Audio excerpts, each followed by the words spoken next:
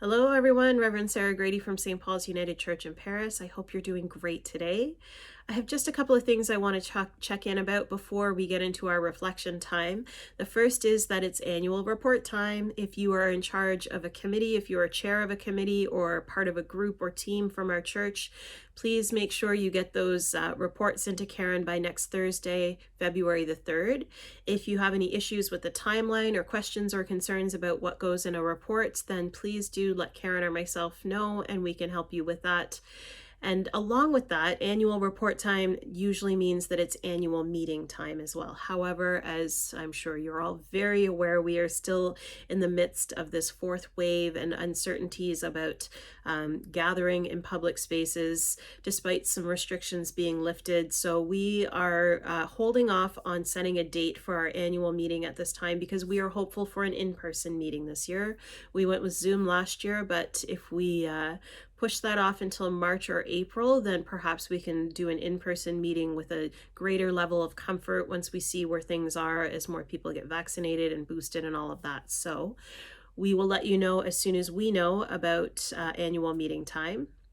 The second thing is we are doing a silent auction in February. We had great fun and success with this last year, and we're hopeful to get some great items in. We've already had some coming in. Karen sent out a list, so let us know if you've got an auction item for us. Do you have a gift or a skill that you want to share? Are you a baker? Are you a knitter or a sewer?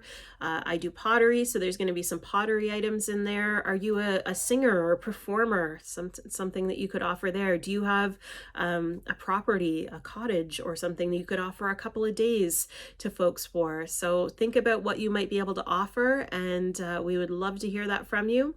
And the information again about when we need those items for is in the e-blast, and Karen can let you know when all those things need to be in. The last thing is we have soups for sale, lovingly made turkey and beef soups. They are frozen, they are individual sized containers, and we still have some left, and we would love to share them with you. It is still really cold out, so perfect soup weather. So give Karen, again, Karen's getting all the work this week. Give Karen a call or send her an email, and she can let you know what's still available and the cost for those. I think that's everything. We started this week with our guest preaching sermon series, and we kicked things off with Reverend Maya Landell from Islington United Church.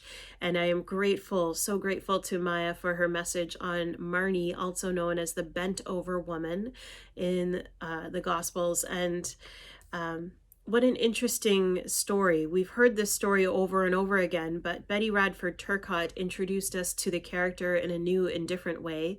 And I want to just hone in on a couple of things. Maya's sermon was full of lots of ideas for us to think about, lots of things. But the two things that stuck out for me, the first is that Maya said that women, there are lots of things that women specifically are bent over from. However, we are all bent over from something. And she named some of those for us: inequality, injustice, oppression, depression, violence. And I think no matter what your gender expression is, we all are bent over from something, particularly as we still find ourselves in these difficult circumstances of navigating this pandemic. And in this fourth wave, I think people feel more bent over from the pressure and the effects of it than we have in any other part of this pandemic. So that's the first thing I wonder for you. What do you feel bent over from? What is it for you that you are struggling with at this time? The second piece that I want to explore and that Maya offered to us is she talked about Sabbath. Maya is going to be going on a sabbatical and taking 3 months of rest and renewal from her vocation of ministry at Islington United Church. But she said every week our faith offers us a Sabbath, but the intention is not to kill ourselves with work every other day of the week in order to get to that Sabbath moment or that day of rest. I think that we do that a lot in our society. We kill ourselves to just have one day of rest. And I don't know about you, but one day never quite feels like enough. I never feel rested if all I do is take just one day out of the week, or even 1 hour out of the week, if we're talking about Sabbath as our church time, as our time of worship. We are called to take Sabbath moments each and every day and be intentional about setting time apart to help ourselves to become the best version we can be to do God's work in the world. And I think we forget that. We kill ourselves with work if we are a person who is currently employed and looking to provide for a family or even for ourselves, because it's tough out there. Expenses, inflation, all of that kind of thing. So I wonder how you take Sabbath each and every week. What are the Sabbath moments that help you? And what do you feel bent over from? Sometimes it's nice just to name things out loud and to unburden ourselves if we're feeling under pressure from something, or something is feeling too much to just hold in for ourselves and we want to share it with somebody else. I'd love to hear from you about it. And you can shoot me a text, give me a call, or send me an email. And of course, wherever you are, I hope that you're safe. I hope you're well, and I hope I get to see you soon.